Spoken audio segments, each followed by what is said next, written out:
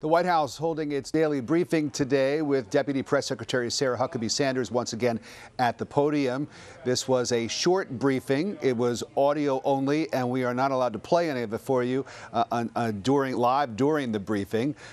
White House correspondent Major Garrett was there in the room with us. And Major, I know, let's talk about the substance first. Sure. And there was a lot of talk about health care. What did you hear from Sarah Sanders about that? So first things first, the briefing was 30 minutes late and lasted a record, I believe, short time of 16 minutes. That might not be the absolute record, but it's very close. So a very brief briefing. So what did we talk about in those precious 16 minutes of the White House's time? Mostly about health care, because the president, yet again on Twitter, said this morning he was endorsing an idea floated by a couple of Republican senators to work on legislation that would only repeal the Affordable Care Act completely, and then at some later date work on that which would replace it in terms of providing health care rules and regulations and quite possibly tax credits and/or subsidies to provide health insurance coverage for those who no longer would have it because all of the Affordable Care Act had been repealed.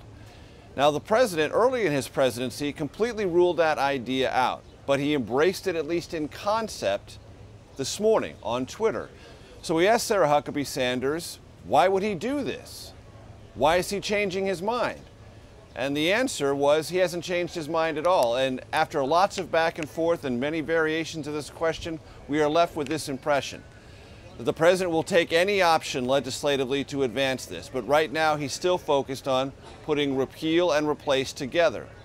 And this is very important, Rick, for anyone in our audience who is concerned about what actually will happen in the United States Senate on this key agenda item for the president and the most memorable legacy item of President Obama's legislative accomplishments. Because if Republicans were to decide to separate these, do them in two different steps, it could only do one of them with that slender 51-vote Senate majority under what's called reconciliation procedures. That would be the repeal part.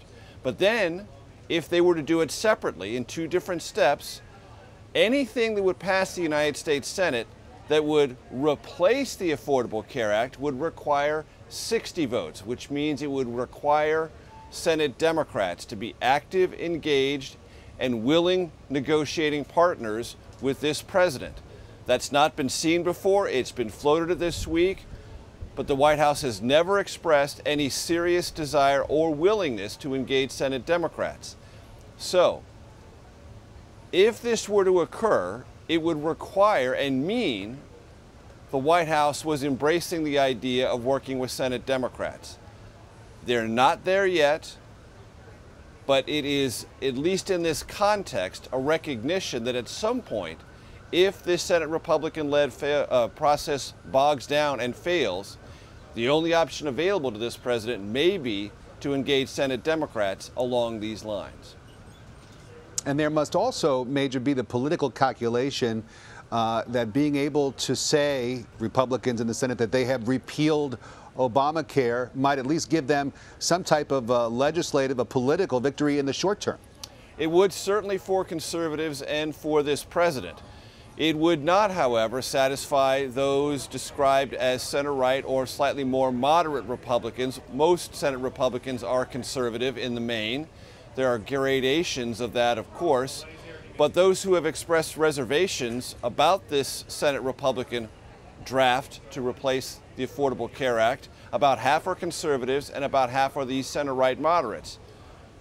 About 6 to 5 in each of these camps. Well, the 6 and the 5 in the center-right to moderate camp are not interested at all in a simple repeal process that is decoupled from a replacement process. They want them done in tandem because not only does that serve their political interests, they can explain what is going to replace that which is being removed, but also they understand that for insurers and those who are active participants in the whole healthcare industry in this country, some 15.5% to 17% of the U.S. economy, they need to have some idea of what the regulations are going to be, if there are going to be tax subsidies, tax credits, are there going to be any financing mechanisms from the federal government.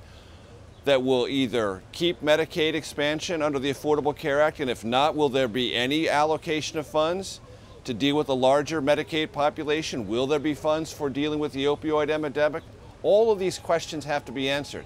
And I assure you, those 5 to 6 Republican senators in that center right to moderate camp do not want to leave those questions to be answered for another legislative day. They want them resolved right alongside and in lockstep with repealing the Affordable Care Act, because they don't want to do one and not be able to explain what the other part of the equation is going to be.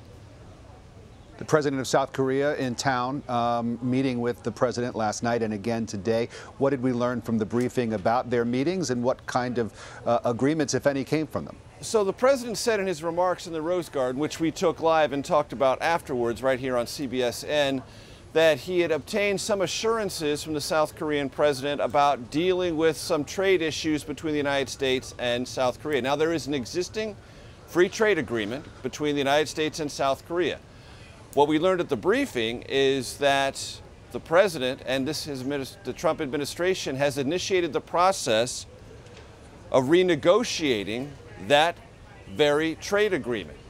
So what that tells us is the assurances, whatever they were from the South Korean government, were not sufficient, and the administration is now going to begin the formal process of taking the United States out of this existing free trade agreement and seeking to renegotiate it, which the president has said is a goal of his. But there had been some hopes in these talks with the South Koreans that that step might not be necessary, and that arrangements could be reached or agreements could be reached within the totality of the existing trade agreement. That clearly is not the case. And there's going to have to be a renegotiation, which means re-engaging all these issues, which can sometimes be a difficult economic and political process. Major Garrett live for us outside the White House, giving us a little update on today's quick White House briefing. Major, thanks very much.